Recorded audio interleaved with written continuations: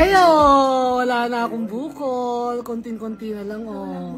Pagliit ng bukol sa lieg ng komedyanteng si Ate Gay, ipinakita niya sa kanyang social media post matapos ang ika-6 niyang radiation therapy. Sa isang episode last month ng Kapuso Mo Jessica Soho, ni-reveal ni Ate Gay na na-diagnose siyang may stage 4 cancer. Nakapag-radiation na siya sa tulong ng anonymous donor na tinawag niyang Anghel. Shuve Etrata, personal na tumulong sa relief distribution sa Cebu, katuwang ang Boy Scouts of the Philippines. Nung narinig ko talaga, kinumusta ko kaagad yung mga family ko sa Bantayan. Upon knowing na they're okay, doon ako nag-extend ng help sa mga taga-Bugo, sa mga taga-San Romeo.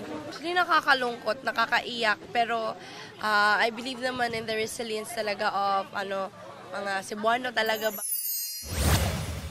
Sa Hollywood, itinanggi ni Taylor Swift ang bali-balitang last album na niya, ang newly released na The Life of a Showgirl.